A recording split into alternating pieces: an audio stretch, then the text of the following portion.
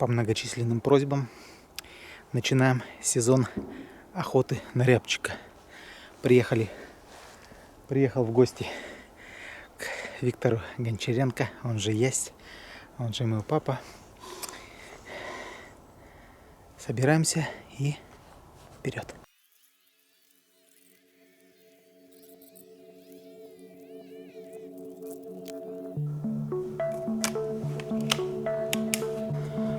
В прошлый раз здесь были 3, по-моему, рябчиков в одном месте. Удалось добыть. Наверное, сейчас сядем, посидим.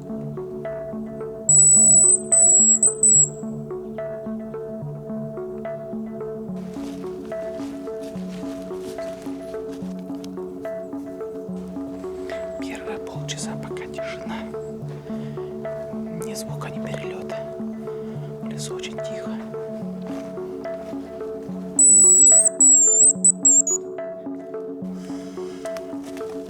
Полезная вещь, хотя ядовитая. Глотаешь, сразу же онемение в языке.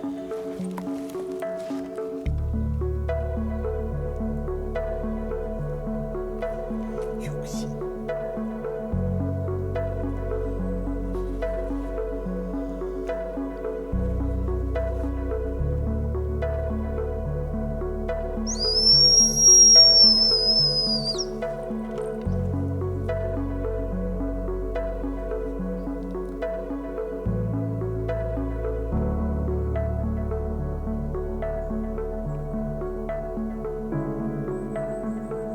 Уже не раз говорил, повторюсь, при охоте на рябчика нужно себя всегда вести так, как будто рябчик рядом.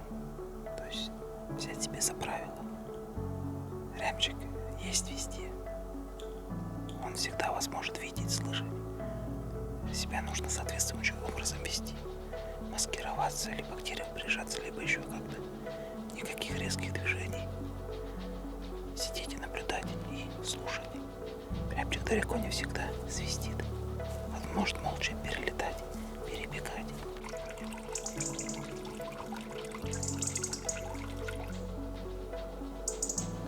Вот хороший сигнализатор. Птичка щебечет. Можно сказать, что она подает какой-то сигнал тревоги. Поэтому, когда в лесу охотитесь, обязательно обращайте внимание на поведение птицы. Так просто. Птица вот такой сигнал подавать не будет. Это значит, она меня спалила. Соответственно, и рябчик может из-за этого в том числе не свистеть. Он слышит, что птица ведет себя тревожно.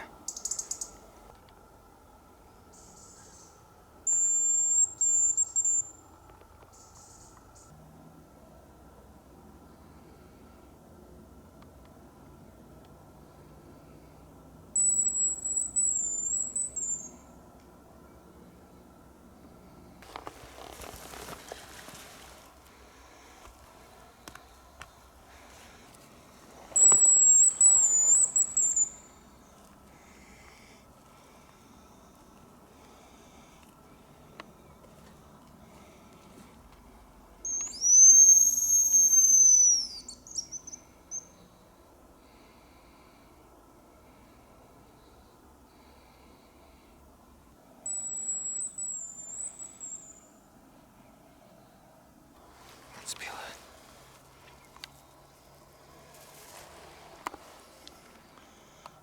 Вкусно? Ну, сладковато, немного смолой отдает. Вот если напихать бобровую струю, будет можжевеловая бобровая струя. И я об этом же.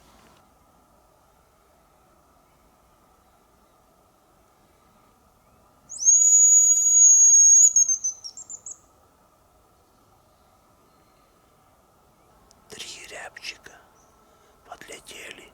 Лёша их слышит, я нет.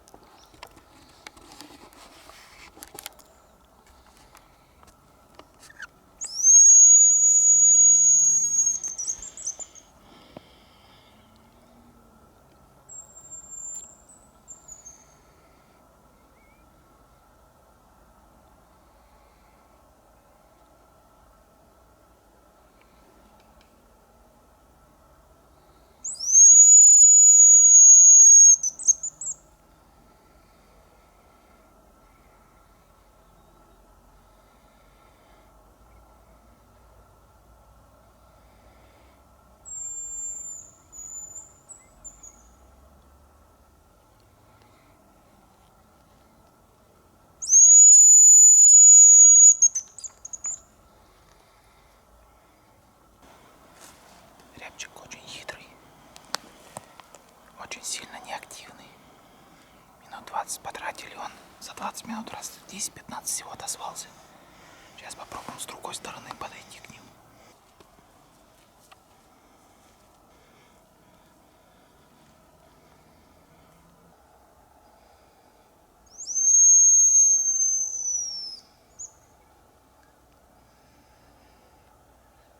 Любителям бежать галопом по лесам.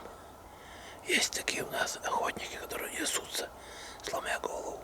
Мы вот с сыном сидим уже 40 минут. Свистим, 4 рябчика подлетают, но вокруг нас не летят на свист, но они никуда не деваются, и они здесь. Поэтому ждем, надеемся, маним их, а не бежим, сломя голову, не весь куда. А потом говорим, нет, у рябчика мертвый лес, да рябчик тут просто умный уже стал. Очень возможно, что он просто нас срисовал, хотя мы ходим аккуратно. Но просто, скорее всего, сегодня тот день, когда он не активен. Потому что когда активен, то как бы ты хреново не дул, не свистел, он все равно прилетит. Вот. А тут он и не летит, и не отзывается. Перелетает как-то вдоль, очень редко. Там сидели несколько раз, отозвался. Тут сидели всего 2 раза, отозвался. И пару раз перелетел. Причем не к нам, не от нас, а так вдоль летает. Пойдем другой выводок поищем. Может, он более активен. Потом бывает, вот, с утра, например, он не летит, а с обеда полетит. Птицы много. Просто вот не хочет он.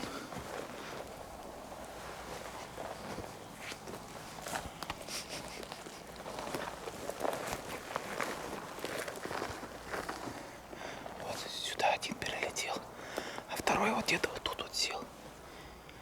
Тот-то поначалу подлетел, я его видел, как в прошлый раз с мелкашки стрелял, так примерно такое же расстояние это было. Долго сидел, своими делами занимался там. А на чем сидел-то, на елке? На сосне. На сосне. Да, вот еще один момент скажу. В такие места, когда непонятно, где птица, ну то есть она не свистит, никак себя не проявляет. Ну, кроме случаев, что ты ее спугиваешь. Просто периодически через каждый метров 100-200 садится. Вот раньше смолу добывали специальными такими граблями, скребли сюда. Чик. Назывался хак. Делали насечки. Потом давали кислоту специальную, и она гнала живица. Вздымщики, люди, которые занимались сбором смолы, вздымщики, получали больше всех по 600 рублей, когда средняя была зарплата 100 рублей в месяц. Вот одно из характерных мест. Смотрите. Ягоды. Да, слева. А здесь посвистели. Ягоды черники. Сейчас, короче, сделаем по-другому. Тут с одной стороны лес, а с другой бор. Попробуем не в лесу, а в бору на открытом месте посидеть. Может быть, сработает. Тем более вот черника растет, там вот толокнянка растет. На бору брусничник должен быть. Короче, попробуем другой вариант.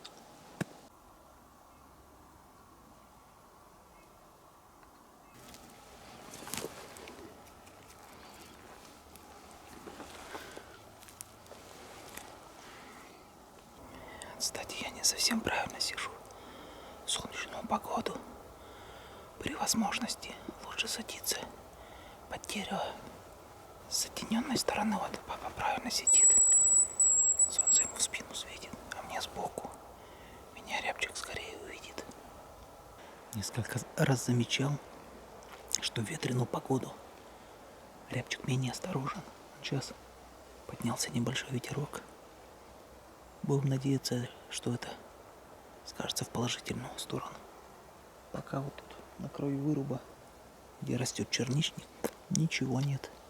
Посидели опять 15 минут, тишина. Один несомненный плюс в такой охоте на рябчика — это практически полное отсутствие лосиных вшей. Вот если бы я сейчас у себя в Вологде сидел, и такая вот температура была, наверное, градусов 17-18 плюс, может уже и 20. И меня бы просто сожрали бы эти вши. А здесь я за весь день снял всего лишь 2 вшины. И все. То есть, когда их куча летает, тебе никаких ни рябчиков, ни лосей, никого нафиг не надо. А какая? Ну, там иногда комарик прилетит и все.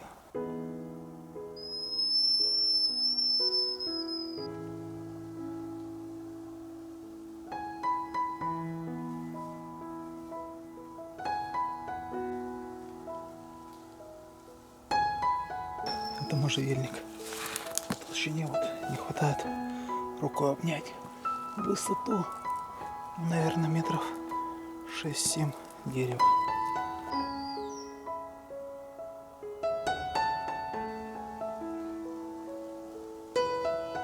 Очередные 15-20 минут.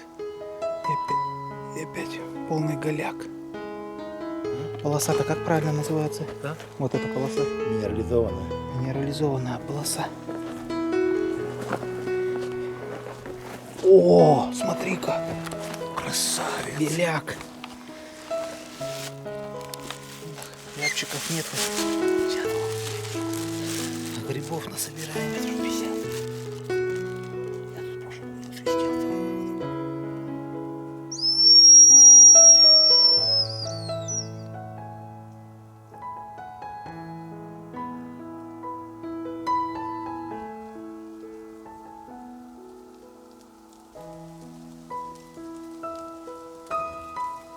Одна из возможных причин сегодняшней неактивности птицы — это очень сильная магнитная буря.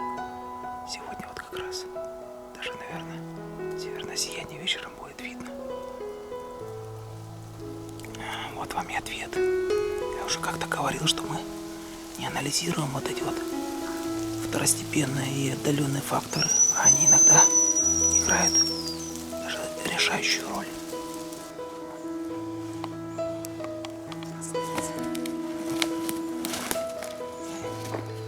Красавец. Вот заметьте, какой разнообразный лес. По одному маршруту уже, наверное, раз 5 пейзажей поменялись. Пробовали фактически все варианты возможны. И ягоды, и почки, и высокий лес, и низкий, и редкий, как этот бур, и ельник густой, и болотину, и возвышенность, и тишина полная. Вот идем по минерализованной полосе. —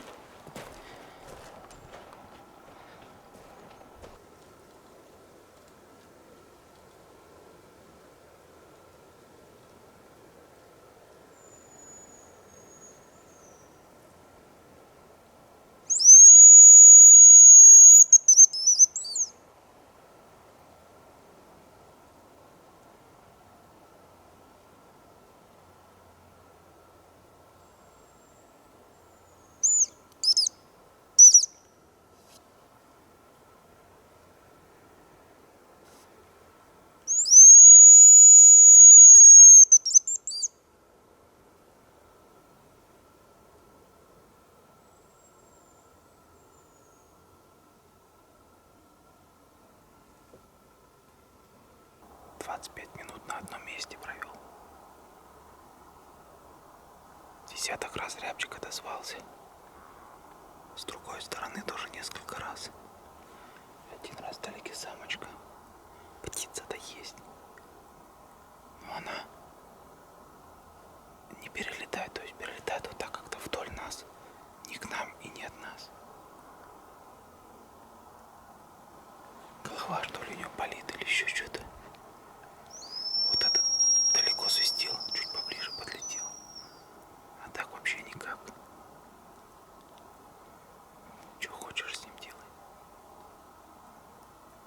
Вот на самочку лучше реагировать, но все равно не летит.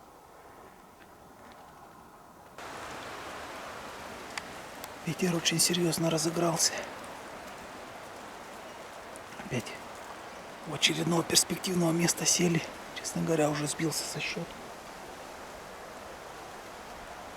Ну, уже постепенно уверенность начинает отходить на какой-то третий план. Когда работаешь, свистишь, а отдачи не слышишь, честно говоря, теряется немножко вот это вот желание что-то делать. Как и в любом деле, нужна обратная связь. Ты что-то сделал, получил в ответ, свистнул, получил отклик. А тут в одни ворота дуешь, изредка только сигнальчик подает рябчик и все.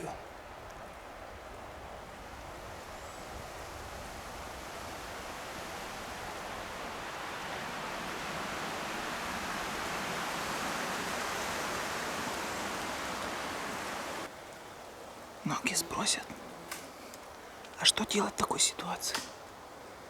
Когда не летит, не свистит, вообще не отзывается, никак не реагирует, не прибегает, вообще ничего не происходит. А нужно методично, все перспективные места, взвистываться, ждать и быть всегда в полной готовности.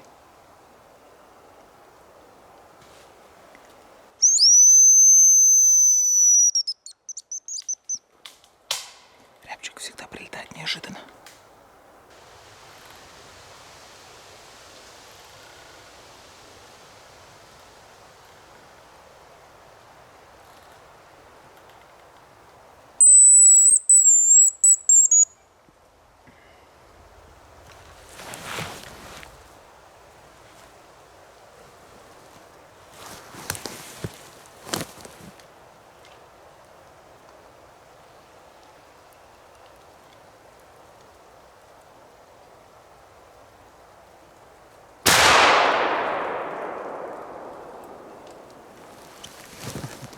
Охренеть.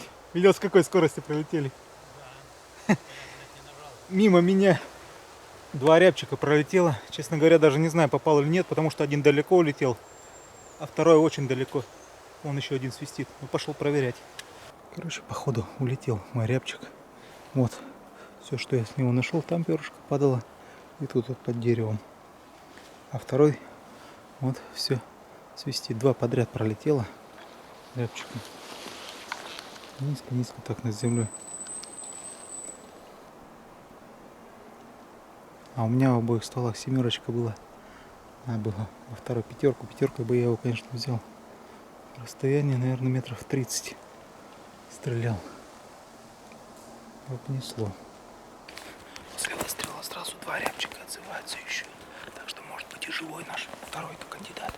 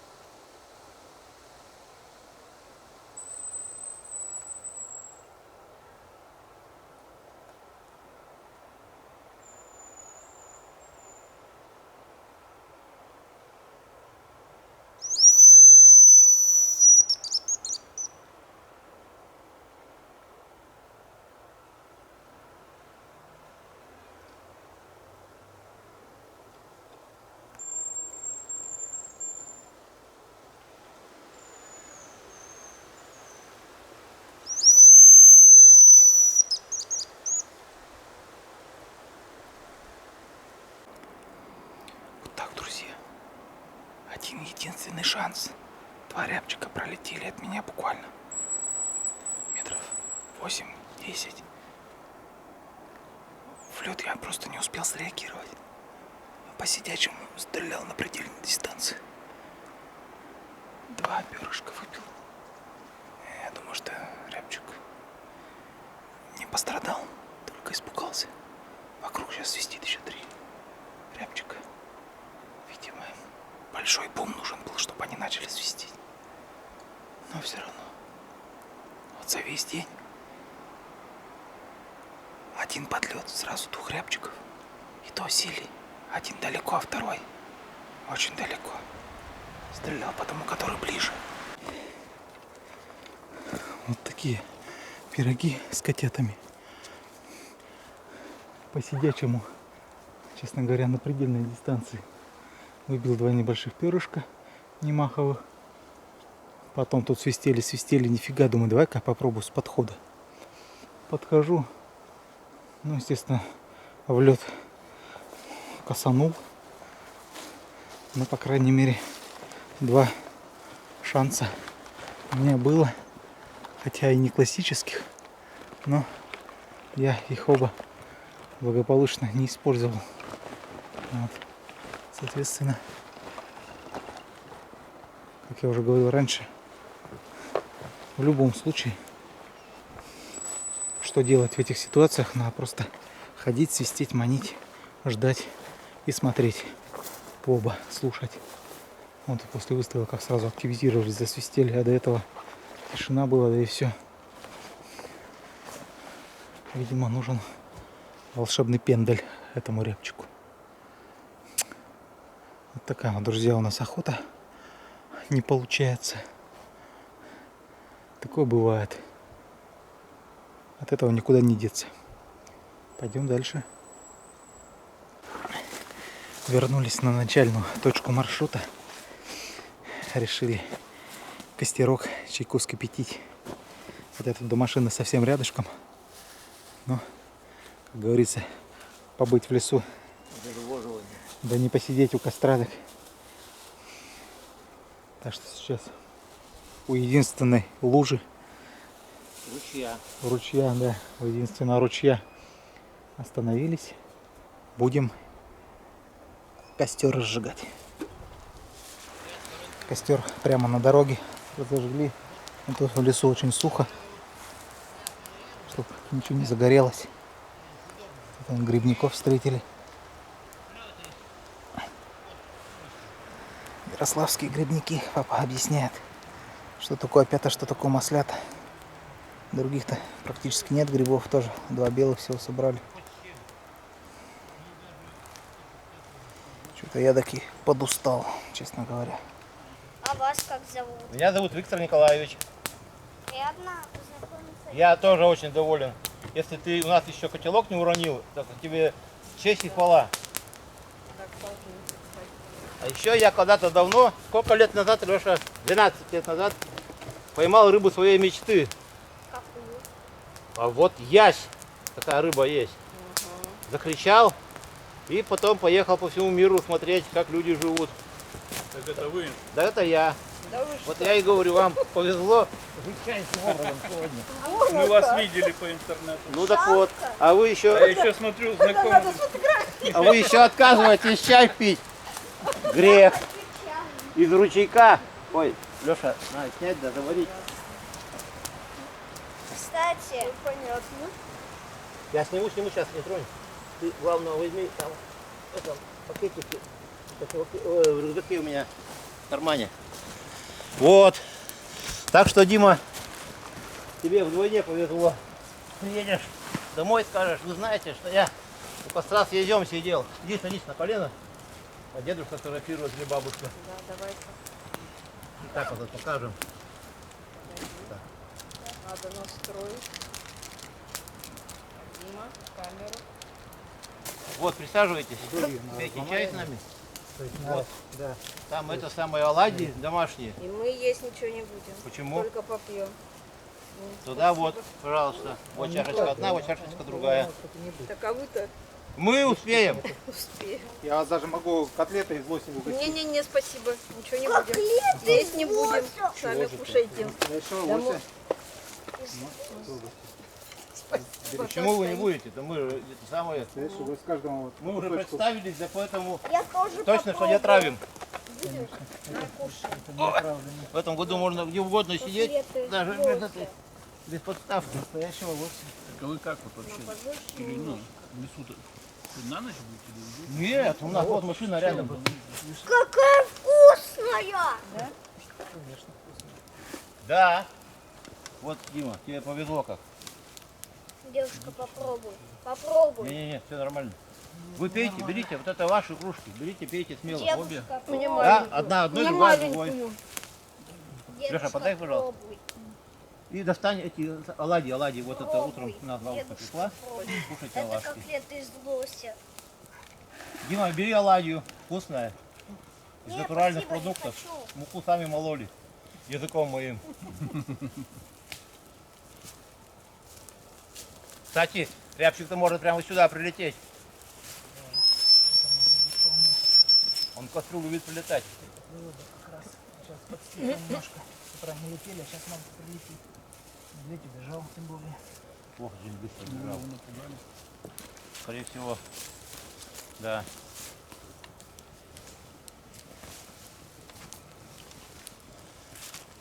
Мы пьем чай с знаменитыми людьми города Волги. Ой, с города Ярославля, с великой русской реки Волги.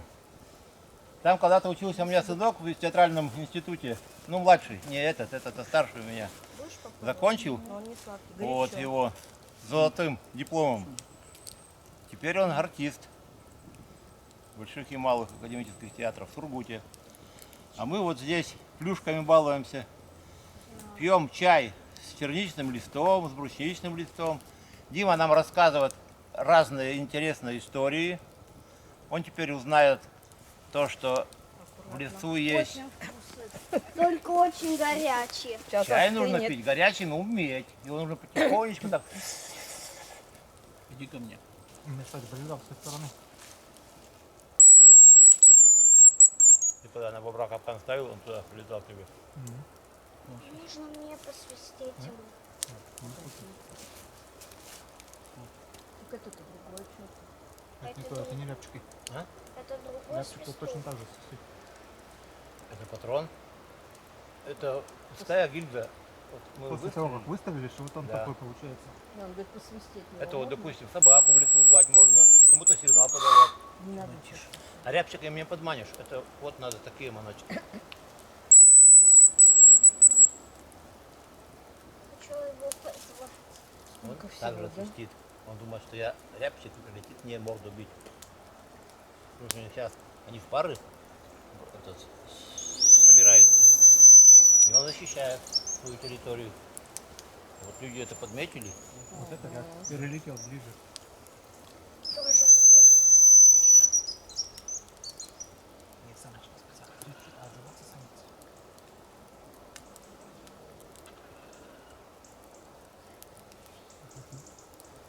Еще один прилетел. Это что сразу? Дай-ка я хоть сяду. Здесь уже как стрекочет.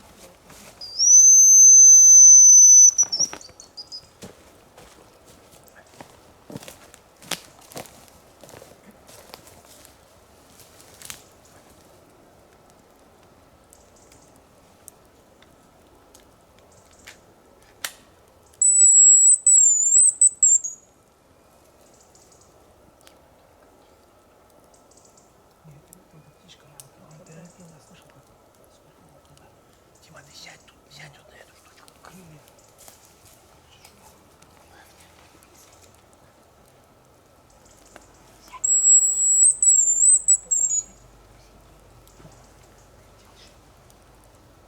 Еще подлетел где-то.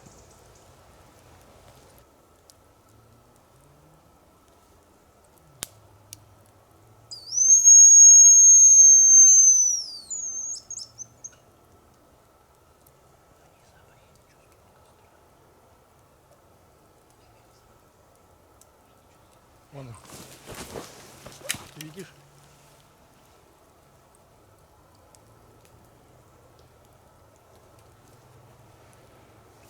Не торопись. Уши заткни. Не торопись.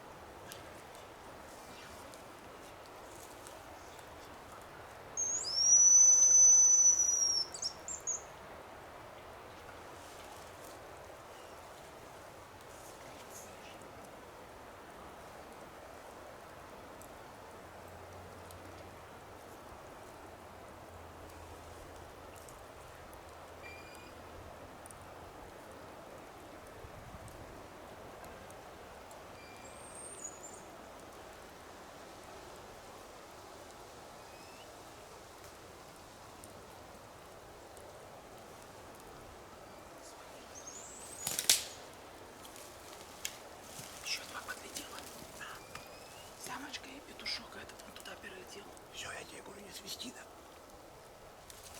Синий свисток, что означает? На самочку. Смотри, вот вернулся. Зимой не садится. Вот Димка, ты на следующей охоте побывал. Когда еще такое ты бы увидел?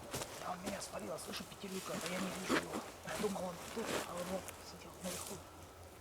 Мне казалось, он ниже промелькнул, а он высоко. Дима, дай-ка мне кружечку. Я тоже попробую чай попить. На отсюда. Это только улетел, сразу же курица с петухом еще отзывается. Курица.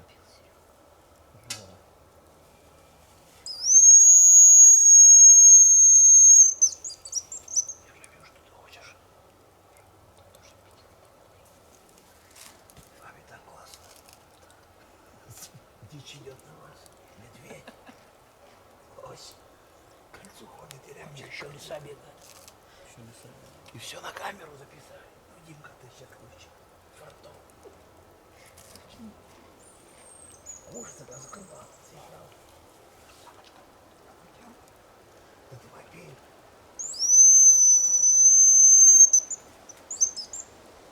На чай.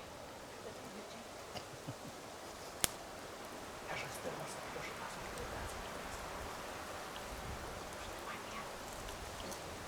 Ладно же, специально не летят. Давай так. Самочки-то редко покупают. Мы стараемся не стрелять, вот курочка-то она еще яичко несет. Вот. И она одна вываживает. Вывода. Курица. Где-то здесь очень рядом. Или по земле, или наверху. Где-то рядом совсем.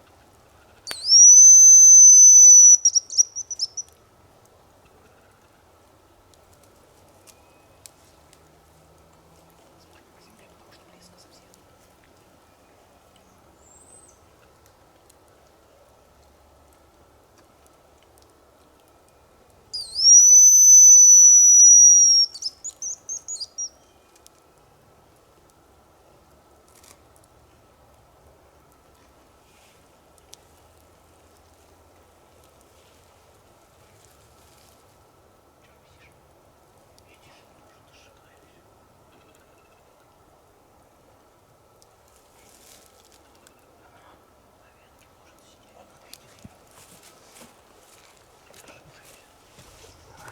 Вот он, вообще вот он сидел. Ну, ё-моё. Вот то прямо можно. Это курица была, ничего страшного. Вот на этой вот, вон ветка шатается, на рябине сидел. 25 метров. Она так сливается сверху. Ага. Видишь, бесшумно прилетела, но я слышал, что курица свистела. Так что ничего страшного, что улетела. Зато видели. То есть если Дичь. видим, что курица, стараемся. Нет. Бывает, случайно стрельнешь, нам же непонятно, кто прилетела. Мы там пошли, они не отзывались. А когда назад мы к ним пришли, Это вот курица-то непонятно свистит. Самцы-то все примерно одинаковые, а курица то все вот